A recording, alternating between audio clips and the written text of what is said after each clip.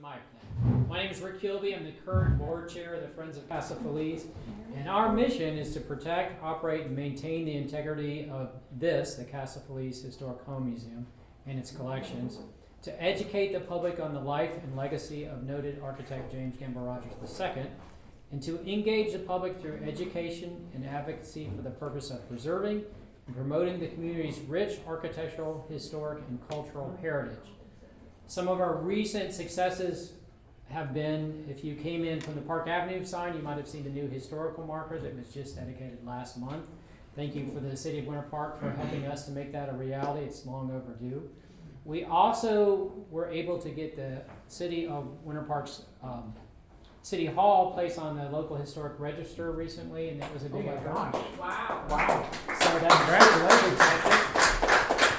And we also added a huge group of people, no, I shouldn't say a huge group, but a large group of people to the local historic register. Their homes were placed on the local historic register, which helps protect them because we're all about historic preservation.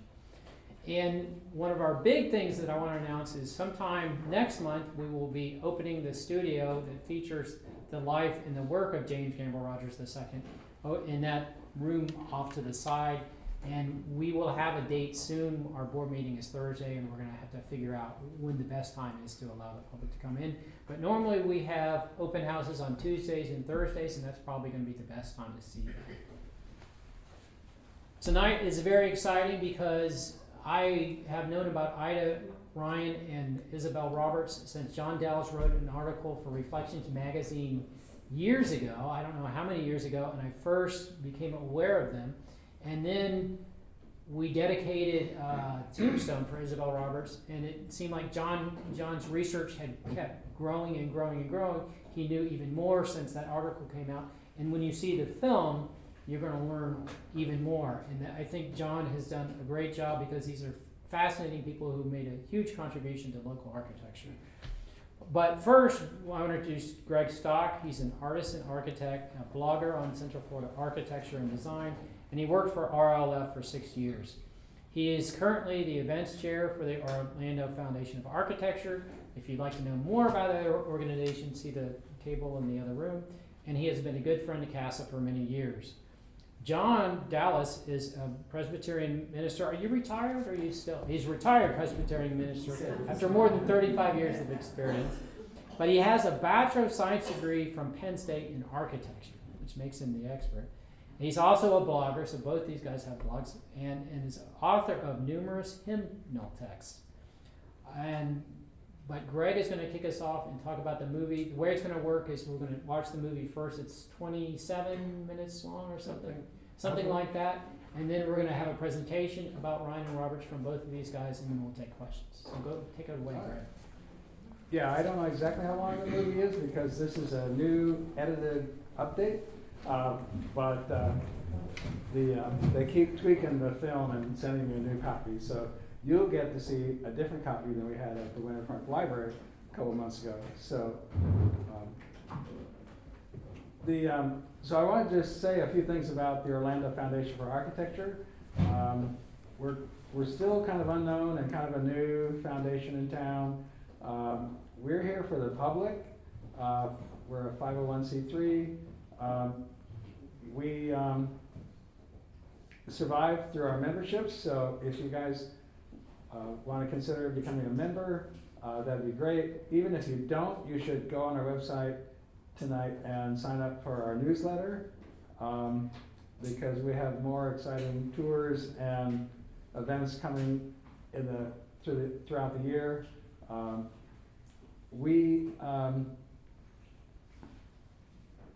We're here to try to help people learn a lot about the Central Florida architecture. It's not just Orlando, even though we're called the Orlando Foundation for Architecture.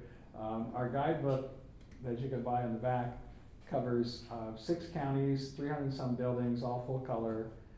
We have 12 essays by noted authors on the subjects. There's a section on James Gamble Rogers and his houses. And Florida Southern College, Bach Tower Gardens, and some amazing stuff in that book. I was the senior editor after 300 buildings, they all start to run together after 4 years. So excuse me if I have a slow moment, but it's a nice book, and if you want, and it has a map and addresses, so you can drive around and look at stuff. And we have bios in the back on some of the people that didn't get a chapter. James Campbell Rogers got a chapter, but Isabel Roberts and Ida Ryan got bios in the back. We have a few of their buildings. This movie is a great expansion of knowledge on our website. We also have on our website, we have buildings and bios on architects locally, so if you're bored and have nothing to do, you can go on our website and read about buildings and bios on architects in Central Florida from times past and present. And if you want to write or like to write, we're always looking for people to help us build the content on our website. So we're welcome to have you volunteer. And we have a golf tournament every year. We provide $15,000 every year scholarships to those architecture students locally. And we have tours. We just had a tour in Sanford a couple weeks ago that Rick went to. And we do DeLand's celebration. We've done Winter Park. We're going to do it again next year, I'm sure. So watch our website for that. We're trying to get one in Baldwin Park, which is kind of a new urbanist town plan here locally, where the Navy base used to be. And we have an annual art show, which is a fundraiser for our foundation. It's going to be 2 days at the Orlando Art Museum on the 26th and 27th, Wednesday and Thursday of this month, October. So come by. It's in the community room off the lobby, so it's free. You can come in during museum hours on Wednesday and Thursday and see the art show. All the art is for sale to benefit the foundation. So if you need some art for your house, take a look. It's all on our website right now under our store. You can look at the paintings and contemplate them, and you can see them in person on the 26th and 27th. We're having a reception with awarding ribbons to the artists on the 27th from 5 to 7, I think it is now. So we're selling tickets for that, try to make some more money for the foundation. So if you want to come out, get some food and wine and see some great art about architecture, keep that on your list. So now I'll talk about the movie.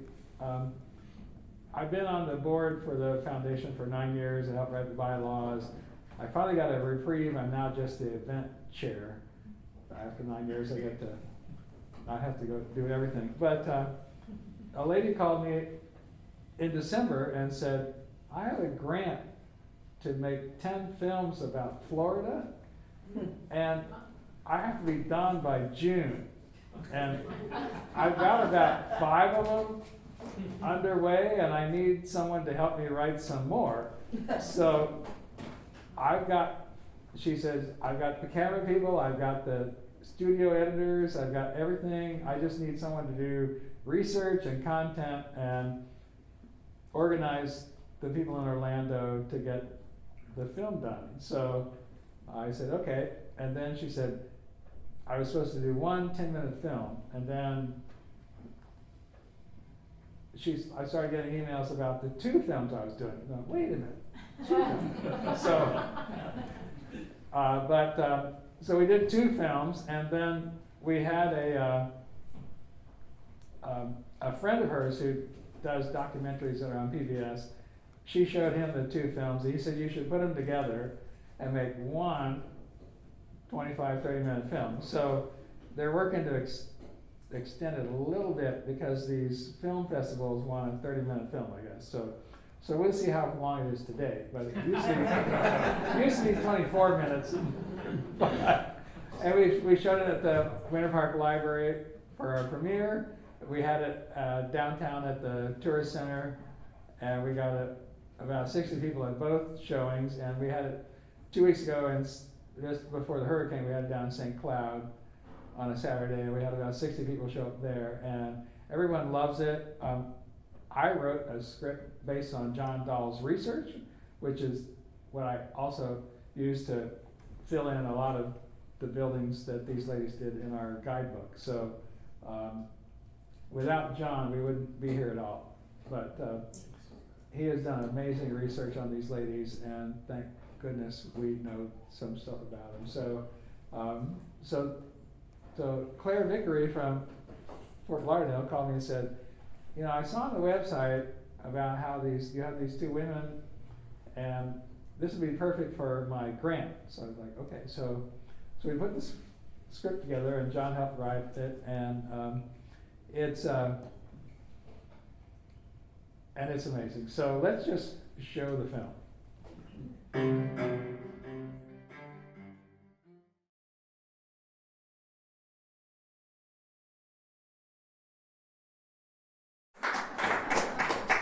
Well, this is just so much fun. I'm so glad you're here. You know, I was thinking 15 years ago, if you mentioned either one of these ladies, most people in the world would say who. And the few people that would know Isabel Roberts would know her because of her house up in River Forest. It's always listed in the top group of Frank Lloyd Wright buildings. You know, it's somewhat interesting to see that Isabel claimed it as her own design, which I think hints at that way that all the architects in the studio worked together. It didn't get in there, but the way they worked together was, if you had a client come into the studio, all of the architects working there would present their idea of what that client needed. And they'd sit down and have a conversation looking at all of those drawings, and then together they'd decide which idea they were going to develop. And then the others got filed away for possible future use. So it was a very creative experience. And of course, as the principal of the firm, they all emerged from the studio with Mr. Wright's name on it. So Rick, I'm really glad that you asked us to be here. And one of the things that Rick suggested, and it was a great idea, although when you first suggested it, how do I do this? Compare and contrast Ryan Roberts and James Gamble Rogers II. Compare and contrast. And I think a lot of things can come out of doing that. So I started out with compare. First of all, they were both what we would call regional architects. And their main body of work still is here in Central Florida. So we can be very proud of these regional architects with very high quality work. I mean, just look around you and you can see why we should be very proud. The second thing I will say that they have as a commonality is that they were both primarily residential architects. That's not to say that they didn't do other kinds of commissions. The band shell's a good example of that, and the Supreme Court building in Tallahassee is a good example of a non-residential work that James Gamble Rogers II did. But I have to tell you, I've always loved architecture. When I moved to Orlando 25 years ago, I served Wekiva Presbyterian Church, and we would have church members in Winter Park Hospital. And so I'd come sort of the back way, Park Avenue way, and I'd be driving over here, and I'd be driving like this. Oh, I like that. Oh, I mean, you know, my swivel neck going back and forth. And do you know, every one of those houses that stood out for me were by the same architect, although in very different designs. And that's James Gamble Rogers II. I mean, what a master he was of all different kinds of styles and motifs. Anyway, third, they both achieved a measure of success in their profession, which isn't an easy thing to do, especially with the boom and bust that we always have here in Florida, where one day, you know, you can't get enough of the projects done because there's such a demand, and then, you know, things turn around like they did in 2008, and they're pretty sad. So they both made a good living, had a good reputation, both firms. The fourth commonality that they had was that both the time in which they worked and down to today, they have found appreciative audiences for those who are interested in the built environment. And so that's why we preserve a beautiful home like this, and why the Veterans Memorial Library is so belovedly cared for and cherished in St. Cloud. Although, we have to say that some of their buildings were demolished or came real close. This one did, So those are things that I think we can have as commonalities for them. Now, Ryan and Roberts, in contrast, are part of a larger group of architects who were here in Orlando in the 20s, and they were collegially trying to create a new architecture for Florida. What they built, they wanted to be different from what you would see in the Midwest or the North, and to fit the climate and to fit the newness, and certainly one of the reasons Greg and I were talking about that people were coming to Florida is to get a fresh start, right? These weren't people that were so bound to where they were born and raised that they didn't pick up stakes. These were people that were adventurers. So all that was happening. The architects here, and James Gamble Rogers was one, and Ryan Roberts were another firm, trying to create something new. But the medium that the 1920s architects came up with has become so familiar to us now that we sort of think of it as, oh yes, that's the other style that had its day and then it passed, which is Spanish Revival or Mediterranean Revival. But it's interesting that so many of these architects, like Maria S. King and Howard Reynolds and a whole lot of others that were working in the 20s, all agreed, let's create something different, and they all seem to be coming up with Mediterranean Revival as their something different. Ryan Roberts did not stray into other stylistic designs, although some of the things you see reflect what they had done before they came here, especially some remnants of the prairie style architecture. James Gamble Rogers II, in contrast, was very adept at many different architectural styles. I mean, he couldn't just do them, he did them superlatively. Whether his designs are in a Spanish or Mediterranean Revival or a French, country farmhouse or colonial or Art Deco, that wonderful little Art Deco house out on North Park Avenue, maybe my favorite other than this of his work. He was not part of that movement that was trying to create that new Florida architecture. He was more a part of the prevailing mode that emerged in the middle of the 20th century that was open to using a large variety of historic styles, but in fresh new ways for the time period in which people were living. Second thing I would say to contrast the two is, I guess, a matter of finances or economics. Just by virtue of being an architect, you are working with clients who have some means to accomplish their building projects. And that being said, in general, James Gamble Rogers II had more clients with more resources than Ryan and Roberts did, at least from what we're able to judge and discover at this point.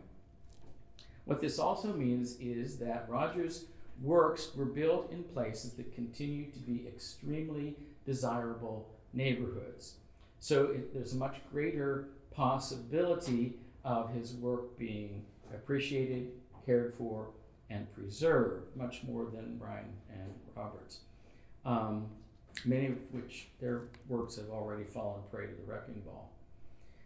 The most obvious third contrast between the two is that Ryan and Roberts were women, and James Gamble Rogers II was a man. They were women in the man's field, and they prevailed in a way that they earned a livelihood and a fine reputation in Central Florida. And there were, as you saw in the documentary, a number of objections that were placed in their pursuit of architecture simply because they were women. It had nothing to do with their abilities, but they prevailed against those objections. Now, in contrast, James Gamble Rogers II came from an architecture family. His uncle designed gorgeous college campuses, you know, and things like that. So architecture was in his DNA. And being a man, not a woman, he did not have those same kind of hurdles to deal with as Ryan and Roberts did. We want to keep in mind that they were practicing in slightly different time periods. Ryan and Roberts were here in those boom years of the 20s up until the bust, the land bust, which happened here a little bit before the stock market crash. The hurricanes didn't help. And James Gamble Rogers II practiced sort of, I would say, after the worst of the Depression had happened and people were emerging in the, 1934 and on, were emerging from the Depression. Fourth, finally, Ryan and Roberts had the misfortune of a past association with Frank Lloyd Wright. I love Frank Lloyd Wright's architecture, but Wright had this bad habit with all of the architects that were one time associated with him, and that was, as he grew older, he more and more downplayed their contributions to his success in the field of architecture in general. He had it early on when his associate Walter Burley Griffin won the competition to design the new capital of Australia. There was a front page article in the New York Times that Wright was so mad about, he never talked to Walter again for the rest of his life.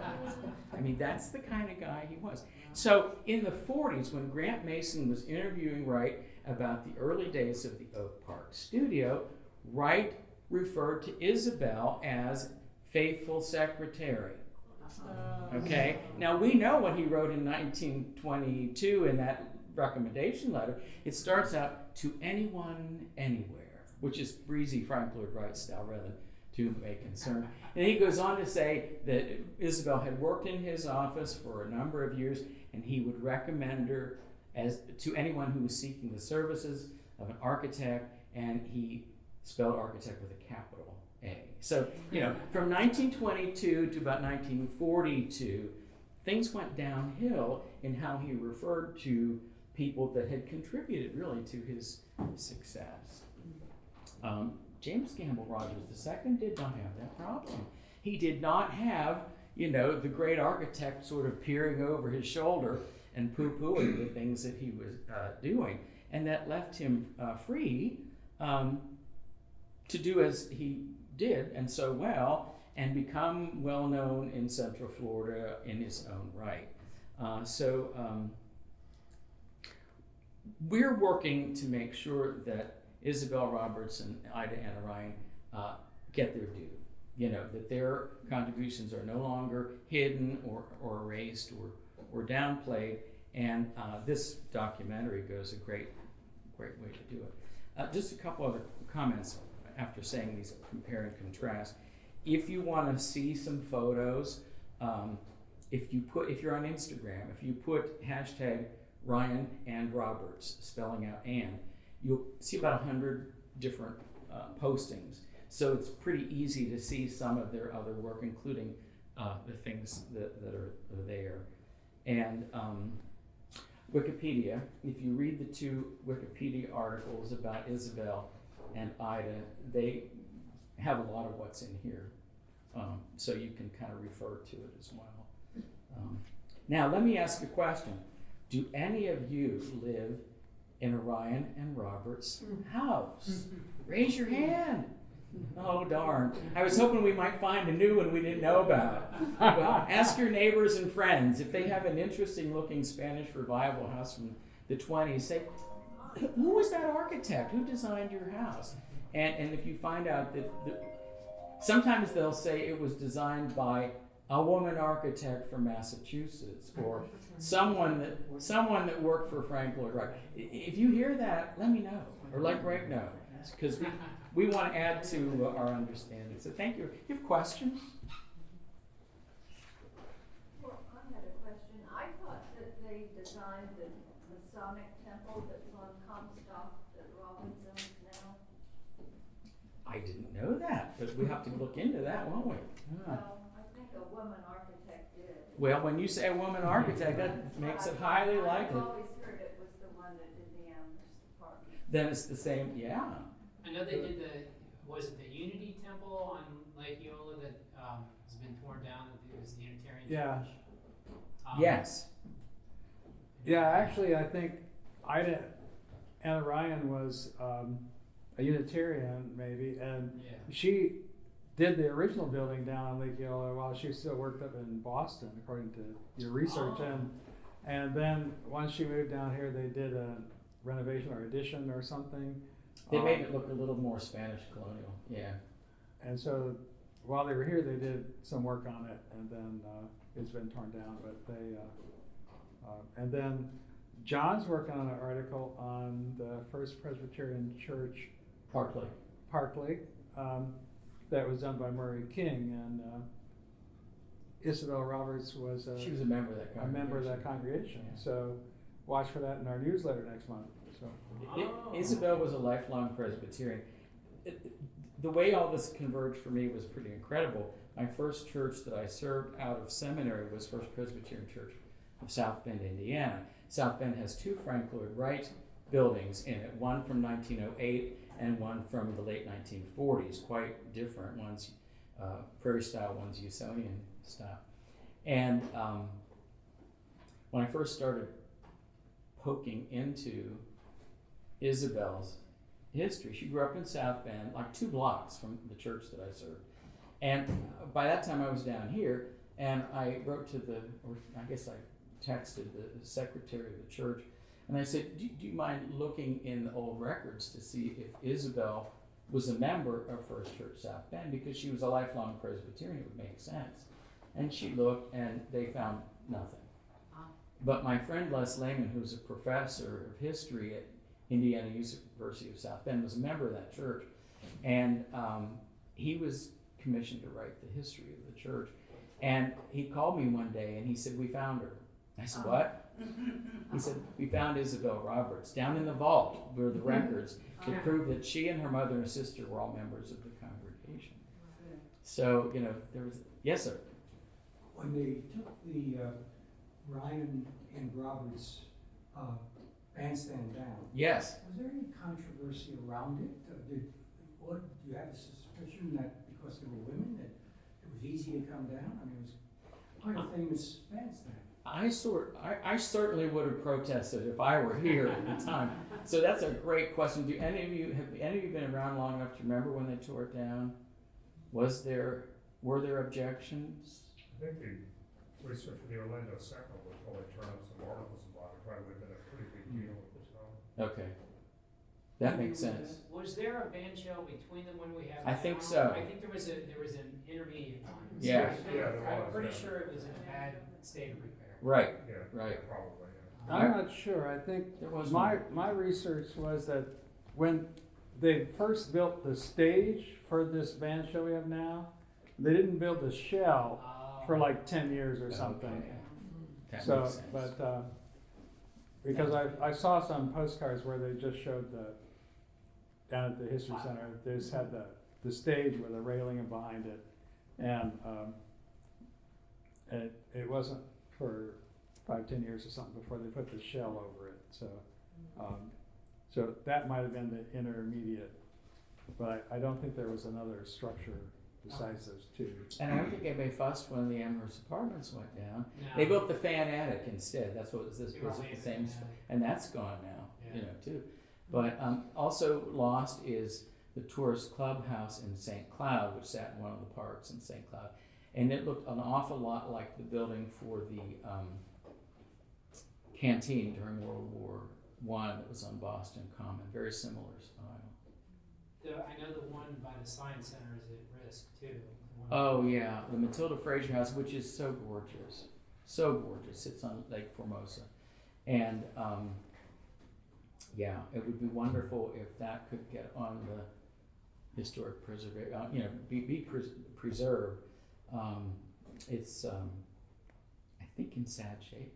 Yeah, we had a couple of people came down and talked to us when we had this movie at Winter Park Library, and they were saying that they were talking to that guy. He owns 4 or 5 houses in the area that he thinks of himself as a mogul, and but they all need a lot of work, and I think he bought them as an investment, but we sent him a letter, and we got an email back from him when we were working on the film, and he said, boy, I'm surprised that anyone wants to save this house. The city of Orlando was trying to talk me into selling it so they could tear it down and expand the Manila Museum.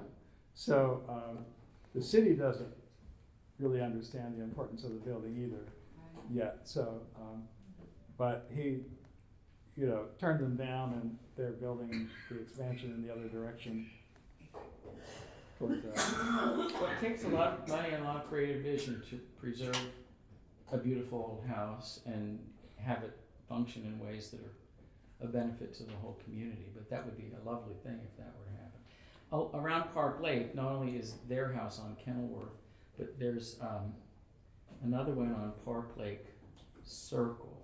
If you go back, it's a cul-de-sac. If you go straight back in, it's sort of at the 10 or 11 o'clock position, and it's Italianate more than Spanish, I think. That's my, it's sort of prairie style meets Italianate, and it's beautifully preserved because that neighborhood is so desirable. There's also, I'm very suspicious of one that's right on the corner as you go back in. It was the Orlando Show House back in the 80s, and it's painted a pale yellow. It looks like the Fraser House. I mean, it looks like those two are siblings. So, anyway. Any other questions? Do you want to just quickly talk about the gravestone we did for Isabel Roberts? Oh yeah. When I was researching Isabel, I felt like she was like tapping me on the shoulder and stuff. Because she died in Orlando in 1957. I thought, well, where would she have been buried?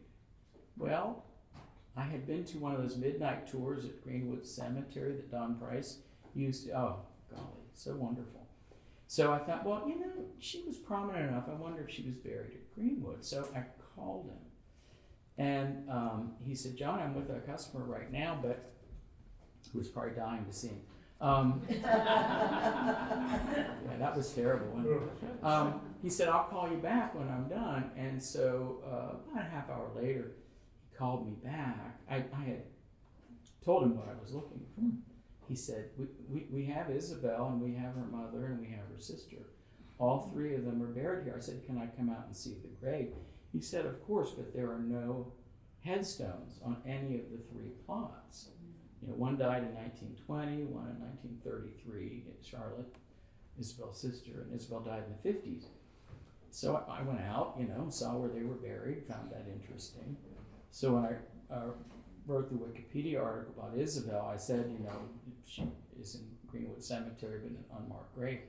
Well, between Don Price and Joy Wallace Dickinson and Rick and a couple other very creative souls, they found means to place a marker, beautiful marker, on her grave. And we went out there for dedication service. How many years ago was that? Was that 2017, 2015, somewhere in there? Yeah. Beautiful day.